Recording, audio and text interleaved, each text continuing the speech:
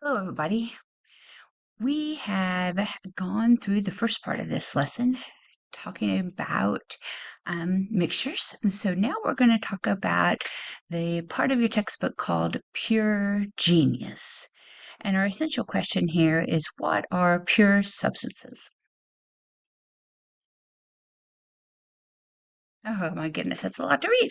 Um, Pure substances are something that we cannot divide to where it will have different characteristics. So no matter how many times we make it bigger or smaller, it's still going to be that same thing. It has certain characteristics that are unique to that substance.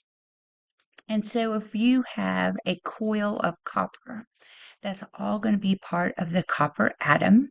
And so that would be a pure substance versus my cell phone. This kind of weird new little vibe thing there. And not a pure substance, has a lot of stuff in it.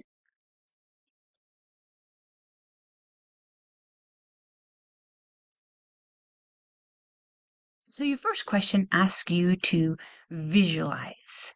And so you have some blanks to fill in next to these pictures. So you have a picture A here and a picture B here.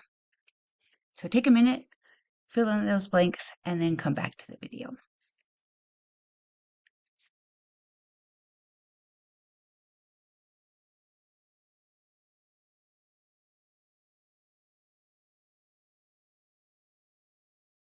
So copper is a good conductor, meaning that it transfers electrons very quickly. It has to do with how the copper atom itself interacts. And so we use copper in almost everything. I'm sitting here at my desk and I'm looking around, and my computer has copper in it. My phone has copper in it. My mini fan has copper in it. And so we use copper because it's um, can be pulled into a thin wire. That's called ductility, and it conducts electricity quite well, and also thermal energy. So we did the Gizmo element builder, and we'll revisit that here in a couple of lessons. But we know something about this GIF that's on the screen. We know that in the nucleus, those red and orange balls are protons and neutrons. Protons are positive, and neutrons don't carry a charge. They do have a mass, though, however. And so protons and neutrons are about the same size in terms of mass. And so you can see up there that the atomic mass is 63.546. And the electrons actually don't go in perfect circles, as this model is showing. They go in what's called a cloud, and we'll talk about that more later. But the electrons are negative. And in terms of mass, it's like having a M&M being a proton, and half of a piece of sand, probably even smaller, would be the size of an electron. They have very, very little mass compared to the protons and the neutrons, but they do have mass. So therefore they're made of matter. Can't forget that. And you should know something about that number 29 up there in the corner.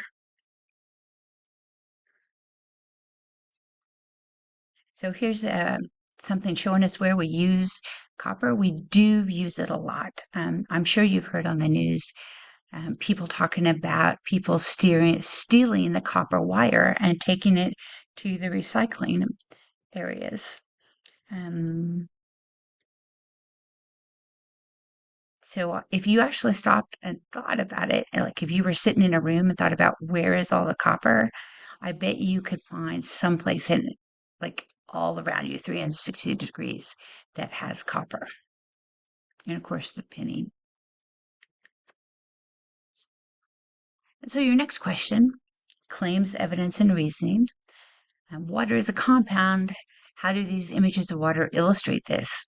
Explain your reasoning using evidence to support your claim. So when they first started talking about atoms and elements, they said that Matter can exist as an element, a compound, or a mixture. And so they're wanting you to investigate those three main words.